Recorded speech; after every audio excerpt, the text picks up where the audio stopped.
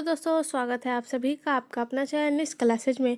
दोस्तों, आज हम लोग क्लास 12 फिजिक्स का चैप्टर नंबर 6 है वैद्युत चुंबकीय प्रेरण। इस चैप्टर का हम लोग देखने वाले हैं शॉर्ट क्वेश्चन, 5 इंपॉर्टेंट क्वेश्चन जो इस चैप्टर से आते ही आते हैं। तो दोस्तों, अंत तक बने रहिए, वीडियो को स्किप मत कीजिए। इस बार आप लोगों ने अभी तक हमारे चैनल सब्सक्राइब नहीं किया है तो प्लीज़ वीडियो को लाइक करें, चैनल को सब्सक्राइब करें और बेल आइकन को दबा दें ताकि जितने भी अपडेट्स हो सबसे पहले आपके पास पहुंचे। और इस वीडियो को ज़्यादा से ज़्यादा अपने दोस्तों में शेयर करिए और बढ़ते आगे आज के सेशन की तरफ। तो हमारा फर्स्ट क्वेश्चन है, लेज के नियम से क्या समझते हैं। ये क्वेश्चन वेरी वेरी इंपॉर्टेंट है, एग्जाम में पूछे जाते हैं। तो लेज के नियम से क्या समझते हैं, तो लेज के नियम है क्या वो देखते हैं। लेज के नियम जो है विद्युत चुंबकीय प्रेरण में सभी अवस्थाओं में किसी परिपथ में प्रेरित धारा की दिशा इस प्रकार से होती है कि वह उस कारण से विरोध करती है। मतलब कि इसमें बोला गया है कि किसी विद्युतीय चुंबकीय प्रेरण से सभी अवस्थाओं में, मतलब मान लीजिए कि इसमें एक रेखा जो है प्रेरित धारा की जो दिशा होती है इस तरफ की होती है, ठीक है। तो वह उस कारण से होती है कि विरोध करती है। तो इस कारण से होती है कि जैसे कि ये जो रेखा गया है ये विरोध करती है, मतलब सभी अवस्थाओं में परिपथ प्रेरित धारा की जो दिशा होती है वो विरोध करती है, जिसके कारण जो है वह स्वयं उत्पन्न होती है। इस प्रकार विद्युत चुंबकीय प्रेरण की घटना में प्रेरित विद्युत वाहक बल तथा प्रेरित धारा की दिशा लेज के नियम से ज्ञात की जाती है। तो इसे बोला गया था कि लेज के नियम से क्या समझते हैं। तो लेज के नियम जो है वह विद्युत चुंबकीय प्रेरण में सभी अवस्थाओं में जो है किसी परिपथ में प्रेरित धारा की दिशा इस प्रकार की होती है कि वह इस कारण से, मतलब वो विरोध उत्पन्न करती है और स्वयं उत्पन्न करती है। इसे ही हम लोग बोलते हैं लेज के नियम। तो बढ़ते आगे, नेक्स्ट क्वेश्चन देखते हैं। क्वेश्चन नंबर 2 है, स्वप्रेरण से आप क्या समझते हैं। स्वप्रेरण किसी कुंडली या परिपथ में प्रवाहित धारा की प्रबलता के बदलने से उसके भीतर का चुंबकीय क्षेत्र भी बदलता है। जो स्वप्रेरण होती है उसमें कुंडली या फिर परिपथ में प्रवाहित जो धारा होती है उसकी प्रबलता के बदलने से उसके भीतर के चुंबकीय क्षेत्र भी बदलता है, जिसमें कुंडली में एक अतिरिक्त विद्युत वाहक बल प्रेरित होती है। जब बदल जाता है चुंबकीय क्षेत्र, उसके अंदर की जब प्रबलता बदलता है तो उसके भीतर के चुंबकीय क्षेत्र भी बदलता है। जब ये बदल जाता है तो कुंडली में एक अतिरिक्त विद्युत वाहक बल प्रेरित होती है, जिसे हम लोग स्वप्रेरण कहते हैं। दूसरे शब्दों में बोले तो अपने ही धारा के कारण कुंडली में विद्युत वाहक बल उत्पन्न होना स्वप्रेरण कहलाता है। स्व मतलब खुद से। तो जैसे मैं एक एग्जांपल देते हैं, प्लांट में देखते हैं तो प्लांट जो है वो खाना खुद बनाता है, स्वयं खाना बनाता है। तो स्व का मतलब स्वयं। तो इसमें बोला गया है कि अपने ही धारा के कारण कुंडली में, मतलब धारा इसी का है लेकिन इसके कारण कुंडली में विद्युत वाहक बल उत्पन्न होता है तो स्वप्रेरण कहलाता है, मतलब खुद से धारा का उत्पन्न करना। तो स्वप्रेरण हो गया। स्वप्रेरण का जो SI मात्रक हो जाएगा वो हो जाएगा वोल्ट सेकेंड प्रति एम्पियर। ये हो जाएगा इसका एम्पियर मात्रक। तो इसका SI मात्रक भी इम्पोर्टेंट है। अगर आप लोगों ने SI मात्रक वाले सेशन नहीं देखा है तो डिस्क्रिप्शन में उनका लिंक दिया गया है, वहाँ पर देख सकते हैं। पूरे चैप्टर का SI मात्रक और विमाएँ बताया गया है। बढ़ते आगे, क्वेश्चन नंबर 3 है, किस प्रकार लेज के नियम ऊर्जा संरक्षण सिद्धांत का पोषण करता है। किस प्रकार लेज का नियम बोला गया है कि ऊर्जा संरक्षण सिद्धांत का पोषण करता है। तो आइए देखते हैं। विद्युत चुंबकीय प्रेरण में ऊर्जा संरक्षण सिद्धांत का पोषण जो है और विद्युत चुंबकीय प्रेरण की घटना में लेज के नियम से प्रेरित धारा की दिशा जानी जाती है। मतलब जब विद्युत चुंबकीय प्रेरण में ऊर्जा संरक्षण होती है वह सिद्धांत पोषण विद्युत चुंबकीय प्रेरण की धारा में लेज के नियम से जाना जाता है तथा यह जाना जाता है कि प्रेरित विद्युत ऊर्जा का स्रोत क्या है। लेंज के नियमानुसार प्रेरित धारा के कारण कुंडली के किनारों पर जो चुंबकीय ध्रुव बनता है वह चुंबक के ध्रुव पर चुंबक की गति के विपरीत दिशा में बल उत्पन्न करता है।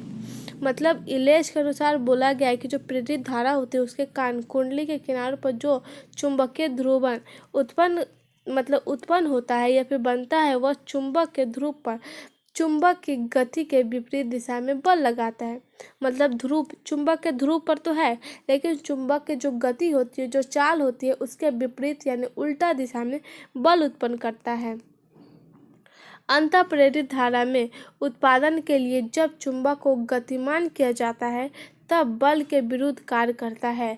लेकिन जब प्रेरित धारा के उत्पादन के लिए मतलब उसको बनाने के लिए या फिर उसके निर्माण के लिए जब चुंबक को गतिमान किया जाता है, ताकि मतलब चुंबक को गतिमान मतलब उसे फास्ट गति, और मान मतलब अत्यधिक गति, तो अत्यधिक मतलब जल्दी से गतिमान किया जाता है उसको, तो बल में विरोध कार्य करता है। तो बल जो है बल के विरोध कार्य करता है। विरोध मतलब उनके अगेंस्ट, उनके खिलाफ।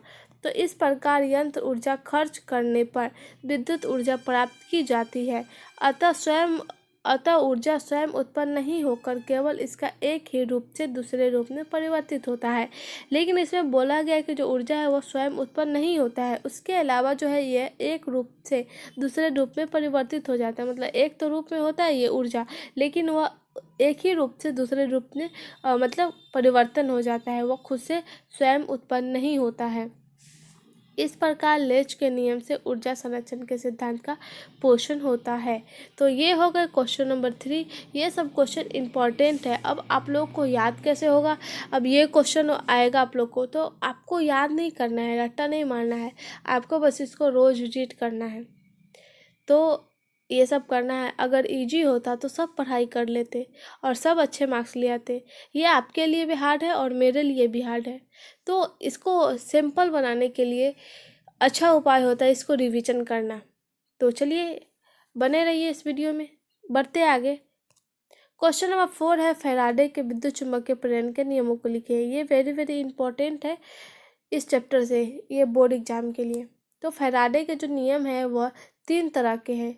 पहला प्रथम नियम, दूसरे द्वितीय नियम और तृतीय नियम। ये 3 है विद्युत चुम्बकीय द्वारा दिया गया। विद्युत फैराडे के विद्युत चुम्बकीय प्रेरण के नियम, फैराडे के विद्युत चुम्बकीय प्रेरण के निम्नलिखित 3 नियम हैं। तो आइए देखते हैं। पहला नियम, किसी कुंडली या परिपथ के संबंध चुंबकीय फ्लक्स में जब भी परिवर्तन होता है तो कुंडली या परिपथ में प्रेरित विद्युत वाहक बल उत्पन्न होता है, जो कुंडली या परिपथ में उतने ही समय तक रहता है जितने समय तक चुंबकीय फ्लक्स में परिवर्तन होता रहता है। तो प्रथम नियम का कहना है कि ये जो कुंडली या फिर परिपथ से जो संबद्ध जो चुंबकीय फ्लक्स होती है उसमें जब परिवर्तन होता है तो कुंडली या फिर परिपथ में विद्युत वाहक बल उत्पन्न हो जाता है। कुंडली या फिर परिपथ में जो है वह विद्युत वाहक बल उत्पन्न हो जाता है। तो जो कुंडली या फिर परिपथ में जो मतलब फ्लक्स होते हैं, चुंबकीय फ्लक्स में जो परिवर्तन होते हैं, जितना समय तक रहता है उतना ही समय तक जो होता है चुंबकीय फ्लक्स में परिवर्तन भी रहता है। तो कुंडली या परिपथ में उतने ही समय तक ये जो विद्युत वाहक बल उत्पन्न होता है जितने समय तक चुंबकीय फ्लक्स में परिवर्तन होता है। तो ये फर्स्ट नियम थे।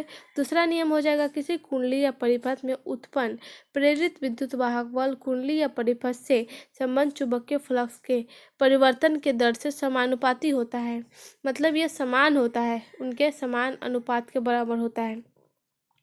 तो दूसरा नियम बोला गया है कि कुंडली या परिपथ में उत्पन्न जो विद्युत वाहक बल होते हैं वह चुंबकीय फ्लक्स के परिवर्तन की दर से समानुपाती होता है। तीसरा नियम जो हो जाएगा, किसी कुंडली या परिपथ से संबंध जो चुंबकीय फ्लक्स होते हैं उसमें बढ़ जाने से सीधी धारा प्रेरित होती है। तो थर्ड में है कि कुंडली या परिपथ में जो चुंबकीय फ्लक्स होता है वो बढ़ जाने से सीधी धारा प्रवाहित करेगा। तो क्वेश्चन नंबर 4 में पूछा गया था कि फैराडे के विद्युत चुंबकीय प्रेरण के नियमों को लिखे। तो इनके 3 नियम है। पहला नियम में बोला गया है कि इसमें चुंबकीय फ्लक्स में परिवर्तन तो होगा, लेकिन जब परिवर्तन होगा तो कुंडली और परिपथ दोनों जो मिल करके प्रेरित विद्युत वाहक बल उत्पन्न करेगा, और ये जो वाहक तब तक रहेगा जब चुंबकीय फ्लक्स में परिवर्तन होता रहेगा। दूसरा में बोला गया है कि जो कुंडली और परिपथ होते हैं उसमें जो विद्युत वाहक बल तो उत्पन्न हुआ था, लेकिन वो जो है चुंबकीय फ्लक्स के परिवर्तन के दर के समानुपाती होता है। तीसरा में बोला गया है कि इसमें जो चुंबकीय फ्लक्स होते हैं वो बढ़ जाने से धारा प्रेरित सीधी होती है। तो ये थे हम लोग का क्वेश्चन नंबर 4। तो बढ़ते आगे। क्वेश्चन नंबर 5 है, विद्युत चुंबकीय प्रेरण से क्या समझते हैं। तो चलिए, ये वेरी वेरी इंपॉर्टेंट क्वेश्चन है। तो विद्युत चुम्बकीय प्रेरण जो है वो फैराडे द्वारा दिया गया है, और ये है 1831, जो कि यहाँ पे लिखा हुआ है 1831 ईस्वी में जाना गया कि जब किसी बंद कुंडली के सापेक्ष किसी चुंबक में गति उत्पन्न होती है तो बंद कुंडली में लगे गैल्वेनोमापी के विक्षेप होता है। मतलब फैराडे द्वारा तो ये दिया गया है, लेकिन 1831 में ये जाना गया कि जब किसी बंद कुंडली, वैसी कुंडली जो बंद है, उसके सापेक्ष चुंबक में गति उत्पन्न की जाती है तो चुंबक कुंडली में लगे गैल्वेनोमापी के विरुद्ध विक्षेप होता है। उस समय तक रहता है जब तक कि चुंबक एवं कुंडली के बीच सापेक्षिक गति वर्तमान होती है, मतलब प्रेजेंट होती है। जो सापेक्षिक गति होती है वो उपस्थिति होती है। इसके फलस्वरूप कुंडली में विद्युत वाहक बल तथा विद्युत धारा प्रेरित होती है। अतः किसी बंद कुंडली और चुंबक के बीच सापेक्षिक गति के कारण कुंडली में विद्युत वाहक बल के प्रेरित होने की घटना को विद्युत चुंबकीय प्रेरण कहा जाता है। विद्युत चुम्बकीय प्रेरण किसे कहा जाता है? किसी बंद कुंडली और चुंबक के बीच सापेक्षिक गति के कारण जो कुंडली में विद्युत वाहक बल प्रेरित होने की जो घटना होती है उसे हम लोग बोलते हैं विद्युत चुम्बकीय प्रेरण। कुंडली में उत्पन्न विद्युत वाहक बल को प्रेरित विद्युत वाहक बल तथा उत्पन्न धारा को प्रेरित धारा कहा जाता है। तो ये थे हम लोग का क्वेश्चन नंबर 5। तो आज का सेशन यहीं तक है। आई होप ये सेशन आप सबको पसंद आया है। अगर आप लोग हमारे चैनल पर नए हैं तो प्लीज़ वीडियो को लाइक करें, चैनल को सब्सक्राइब करें और इस वीडियो को ज़्यादा से ज़्यादा दोस्तों में शेयर करिए और कमेंट में बताइए ये सेशन आप सबको कैसा लगा। धन्यवाद।